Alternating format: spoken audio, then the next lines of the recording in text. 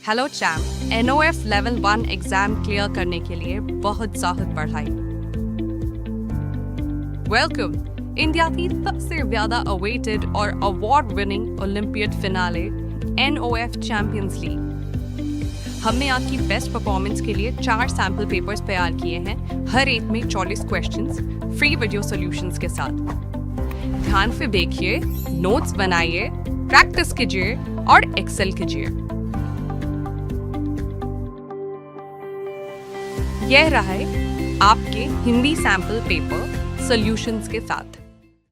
नमस्ते बच्चों। आइए आज हम सॉल्व करते हैं हिंदी का क्लास 4 का सैम्पल पेपर 2। क्वेश्चन 1, प्रवचन शब्द में किस उपसर्ग का प्रयोग हुआ है? तो बच्चों, उपसर्ग मतलब होता है प्रीफिक्स। प्रीफिक्स तो प्रवचन में प्र प्लस वचन से बना है प्रवचन, इसलिए इसका क्या हुआ उपसर्ग? प्र। तो प्र किस ऑप्शन में है? वो है ऑप्शन सी, प्रवचन में प्र उपसर्ग है। प्रश्न 2, हथियाना चिकनाना किस प्रकार की क्रिया है? तो हथियाना मतलब बना है हाथ से और चिकनाना बना है चिकना से। तो ये क्रियाएं संज्ञा या विशेषण शब्दों में आना प्रत्यय लगाकर बनाई गई हैं, इसलिए इन्हें हम नाम धातु क्रिया बोलते हैं। तो वो ऑप्शन कौन सा है? ऑप्शन ए, नाम धातु क्रिया। प्रश्न 3, अपने आप, स्वयं, निजी आदि शब्दों का प्रयोग किस सर्वनाम में होता है? तो ये सब कौन सी क्रिया कौन से सर्वनाम है? निजवाचक सर्वनाम, इसलिए इसका सही उत्तर होगा ऑप्शन बी, निजवाचक सर्वनाम। क्वेश्चन 4, नीचे दिए गए चित्र का पर्यायवाची शब्द क्या होगा? तो ये है एक नाव, और नाव का पर्यायवाची इनमें कौन सा है? असी, तट, तरनी या सरिता? तो नाव को हम तरनी भी बोलते हैं, इसलिए इसका सही ऑप्शन होगा ऑप्शन सी, तरनी। प्रश्न 5, नीचे दिए गए वाक्यांश के लिए कोई एक शब्द चुनिए। शरण में आया हुआ, तो जो शरण में आया हुआ है उसको हम बोलते हैं शरणागत, इसलिए इसका सही ऑप्शन होगा ऑप्शन बी, शरणागत। क्वेश्चन 6, किसी शब्द के आगे जुड़कर उसके रूप और अर्थ में परिवर्तन लाने वाले शब्दांश क्या कहलाते हैं? तो किसी शब्द के आगे जुड़कर जो होते हैं उन वो होते हैं प्रीफिक्स, और प्रीफिक्स को हम हिंदी में बोलते हैं उपसर्ग। तो वो ऑप्शन हमें कहाँ दिख रहा है? वो है ऑप्शन बी, उपसर्ग। प्रश्न 7, दरवाजा कौन खटखटा रहा है वाक्य में किस सर्वनाम भेद का प्रयोग हुआ है? तो यहाँ है कौन। कौन हम प्रश्न पूछने के लिए करते हैं, इसलिए इसका सही सही उत्तर होगा प्रश्नवाचक सर्वनाम, मतलब ऑप्शन सी, प्रश्नवाचक सर्वनाम। प्रश्न 8, राहुल ने अपने प्रोजेक्ट की इतनी तारीफ की कि जैसे वो कोई महान वैज्ञानिक हो। साफ लग रहा था कि वह अपने मुंह मियां मिट्ठू बन रहा था। वाक्य में रेखांकित मुहावरे का क्या अर्थ होगा? तो आइए पढ़ते हैं। ऑप्शन ए, कठिन काम करना। ऑप्शन बी, अत्यधिक अभिमान करना। ऑप्शन सी, अपनी प्रशंसा स्वयं करना। ऑप्शन डी, अत्यधिक प्रशंसा करना। तो मुंह मियां मिट्ठू बनना होता है अपनी प्रशंसा खुद करना, स्वयं करना, इसलिए इसका सही उत्तर है ऑप्शन सी, अपनी प्रशंसा स्वयं करना।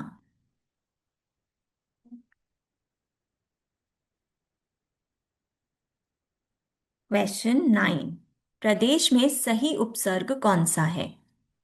तो उपसर्ग मतलब प्रीफिक्स, तो ये किन इसमें मूल शब्द है देश, और उसके आगे हमने जोड़ा है प्र, तो उपसर्ग है प्र। वो ऑप्शन हमें कहाँ दिख रहा है? वो दिख रहा है ऑप्शन बी, प्रदेश में सही उपसर्ग है प्र। प्रश्न 10, निम्न शब्दों में से साहस शब्द का विलोम शब्द चुनिए। तो साहस मतलब होता है साहस, बहादुर, और उसका विलोम मतलब उसका ऑपोजिट ढूंढना है हमें, एंटोनिम। तो साहस का विलोम देखें, कायरता।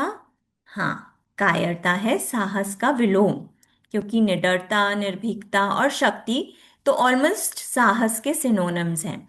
तो साहस का विलोम हुआ यहाँ पर कायरता, इसलिए ऑप्शन ए कायरता। प्रश्न 11, निम्न में से कौन सा उत्तम पुरुष का उदाहरण है? मैं, तुम, आप, वह। तो बच्चों, तुम और आप मध्यम पुरुष का उदाहरण है, वह अन्य पुरुष का उदाहरण है, और मैं उत्तम पुरुष का उदाहरण है। इसलिए इसका सही उत्तर होगा ऑप्शन ए, मैं उत्तम पुरुष का उदाहरण है। प्रश्न 12, भिड़ंत शब्द में प्रत्यय है। तो भिड़ंत शब्द में प्रत्यय क्या हुआ? भिड़ अंत। तो प्रत्यय है अंत, इसलिए इसका सही उत्तर है ऑप्शन बी, अंत। प्रश्न 13, दूर की सोचने समझने वाला अनेक शब्दों के लिए कौन सा एक शब्द सही होगा? जो जो दूर की सोच सकता है बच्चों, उसे हम बोलते हैं दूरदर्शी। तो देखें ऑप्शन, दूरस्थ नहीं, दूरदर्शी। हाँ, तो यही है सही ऑप्शन जो हम ढूंढ रहे हैं, ऑप्शन बी, दूरदर्शी, दूर की सोचने समझने वाला। प्रश्न 14, निम्न शब्दों में इच्छा शब्द का पर्यायवाची शब्द है। पर्यायवाची मतलब सिनोनिम। तो आइए देखते हैं, अभिलाषा, तिमिर, वन या पीयूष। तो इच्छा का पर्यायवाची है अभिलाषा, इसलिए इसका सही ऑप्शन है ऑप्शन ए, अभिलाषा। प्रश्न 15, गीता सेब खाती है, रेखांकित शब्द कौन सी क्रिया है? तो यहाँ पर खाती है क्रिया है और सेब कर्म है। तो जिस क्रिया को एक कर्म होता है उसे हम एक कर्मक क्रिया कहते हैं। तो क्योंकि यहाँ पर एक कर्म है, इसलिए ये हुई एक कर्मक क्रिया। तो वो ऑप्शन है ऑप्शन सी, एक कर्मक क्रिया। प्रश्न 16, निर्जीव शब्द में किस उपसर्ग का प्रयोग हुआ है? तो बच्चों, निर्जीव में किसका प्रयोग हुआ है? निर प्लस जीव। तो उपसर्ग क्या है? निर, इसलिए इसका सही उत्तर होगा ऑप्शन डी, निर। प्रश्न 17, निम्न में कौन सा शब्द सर्वनाम है?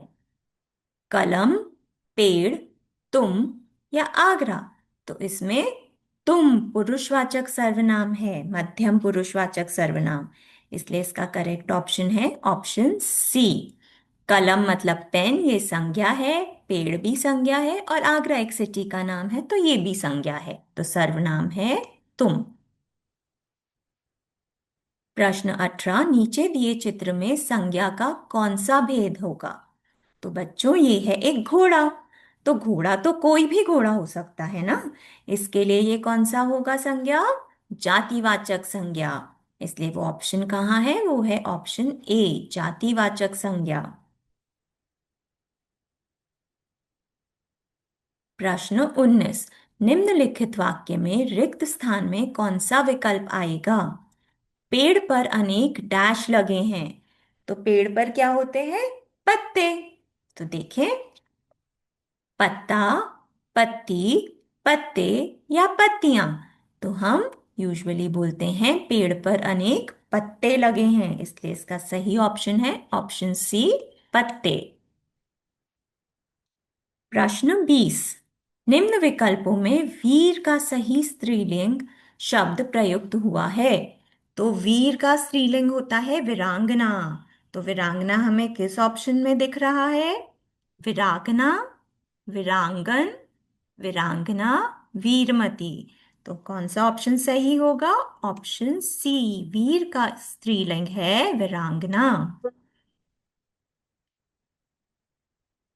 प्रश्न 21, प्रतिकूल शब्द में उपसर्ग और मूल शब्द क्या हैं? तो इसका मूल शब्द है कूल और इसमें उपसर्ग लगा है प्रति। तो देखें, प्रतिकूल कहाँ लिखा है? ये है प्रति प्लस कुल, ये है प्रति प्लस कूल। तो सही उपसर्ग कहाँ है?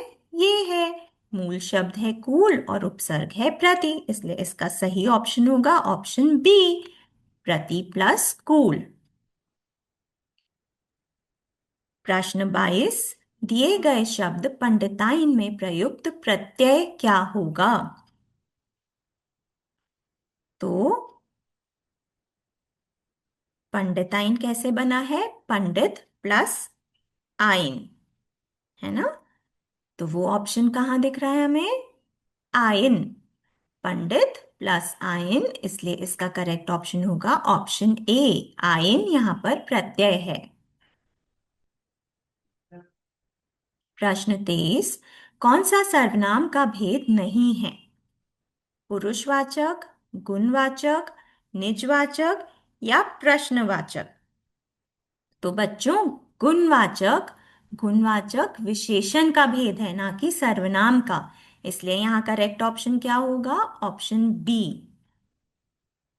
पुरुषवाचक, निजवाचक और प्रश्नवाचक तीनों ही सर्वनाम के भेद हैं, लेकिन गुणवाचक विशेषण का भेद है।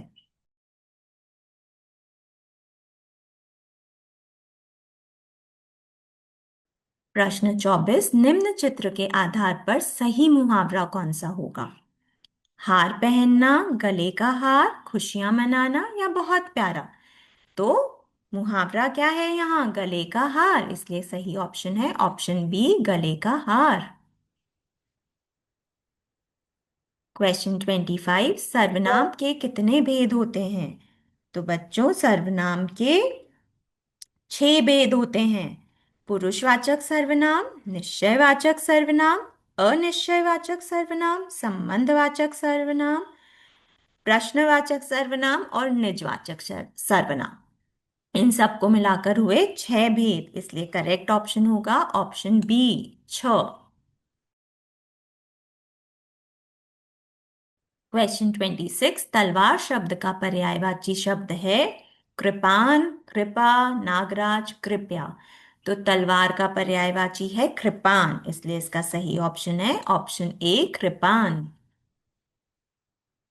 क्वेश्चन 27, दुर्व्यवहार शब्द किस उपसर्ग का प्रयोग हुआ है? तो दुर्व्यवहार बना है दुर प्लस व्यवहार से।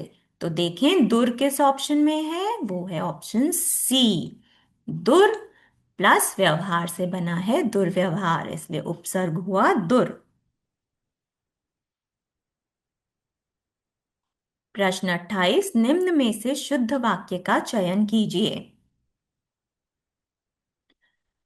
ताजी हवा चल रही है, ताजा हवा चल रही है। तो यह सही ऑप्शन है, ताजा हवा चल रही है, इसलिए हम ऑप्शन कौन सा करेक्ट करेंगे? ऑप्शन बी, ताजा हवा चल रही है।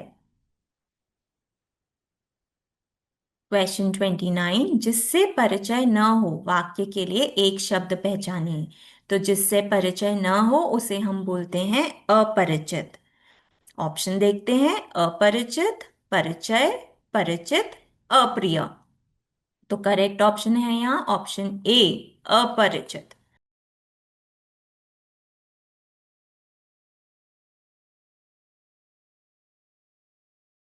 प्रश्न 30, समाज प्लस एक प्रत्यय का सही विकल्प चुनिए। तो समाज प्लस एक से बनता है सामाजिक। मनुष्य एक सामाजिक प्राणी है, तो वो ऑप्शन है ऑप्शन ए, सामाजिक। क्वेश्चन 31, क्रिया के मूल रूप को डैश कहते हैं, रिक्त स्थान के लिए सही विकल्प चुनिए।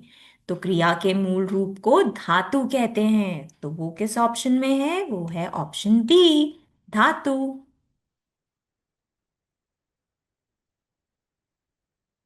क्वेश्चन 32, निम्नलिखित विकल्पों में से कौन से विकल्प में सभी पुरुषवाचक सर्वनाम हैं? है ना? तो मैं, तुम, कौन। तो कौन हुआ प्रश्नवाचक, इसलिए ये ऑप्शन नहीं हो सकता। तू, तुम, कौन, वापस यहां कौन आ गया, कौन भी प्रश्नवाचक हुआ। वो, आप, हम, जो, तो जो होता है संबंधवाचक सर्वनाम, इसलिए ये ऑप्शन भी नहीं हो सकता। मैं, वे, तू, आप, ये सभी पुरुषवाचक सर्वनाम हैं। इसलिए करेक्ट ऑप्शन होगा ऑप्शन डी, पुरुषवाचक सर्वनाम है मैं, वे, तू, आप। क्वेश्चन 33, निम्न में से शुद्ध वाक्य चुनिए। राम ने रोटी खाई राम ने, खाई रोटी राम ने खाई रोटी।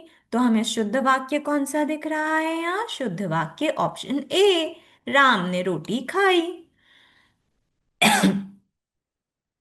क्वेश्चन 34, दिए गए चित्र का मुहावरा क्या बनेगा? तो आइए हम ऑप्शंस पढ़ते हैं। ईद का चांद होना, आंखों का तारा, घी के दिए जलाना, अंगारे उगलना। तो ये हमें दिख रहा है चांद, और ईद पर हमें ऐसे क्रीसेंट मून ही दिखता है। इसलिए इसका सही ऑप्शन होगा ईद का चांद होना, ऑप्शन ए सही है। क्वेश्चन 35, गायन शब्द में प्रयुक्त प्रत्यय कौन सा है? तो ये कैसे बना है? ये शब्द गाय प्लस न। तो यहाँ प्रत्यय क्या हुआ? न। वो कहाँ है? वो है ऑप्शन डी, गायन में प्रत्यय है न।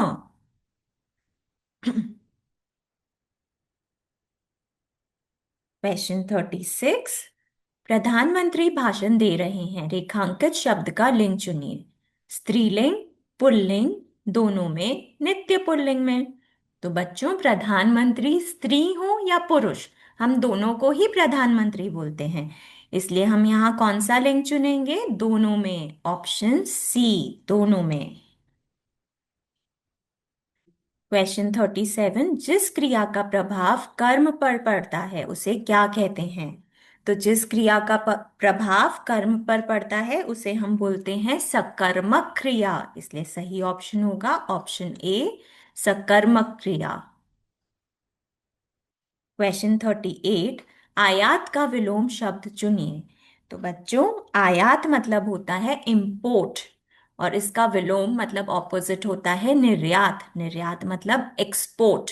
आयात मतलब जो हम दूसरी कंट्री से सामान मंगाते हैं वो होता है आयात, और निर्यात मतलब जो हम हमारी कंट्री से दूसरी कंट्री में भेजते हैं वो होता है निर्यात।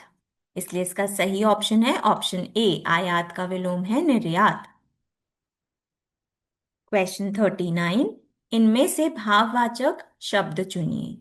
दिल्ली, घर, मोहन, कड़वाहट। तो कड़वाहट एक भाववाचक संज्ञा है, इसलिए इसका सही ऑप्शन है ऑप्शन डी, कड़वाहट। प्रश्न 40, हमेशा स्त्रीलिंग में प्रयोग होने वाला शब्द है दादी, मोरनी, तितली, हाथी। तो सदा स्त्रीलिंग में प्रयोग होने वाला शब्द है तितली, इसलिए इसका सही उत्तर होगा ऑप्शन सी, तितली। तो बच्चों, आज के लिए इतना ही। तब तक ध्यान रखिए, मस्त रहिए, जल्द ही मिलते हैं वापस। और हाँ, और भी यूजफुल कंटेंट के लिए लाइक और सब्सक्राइब करना मत भूलिएगा।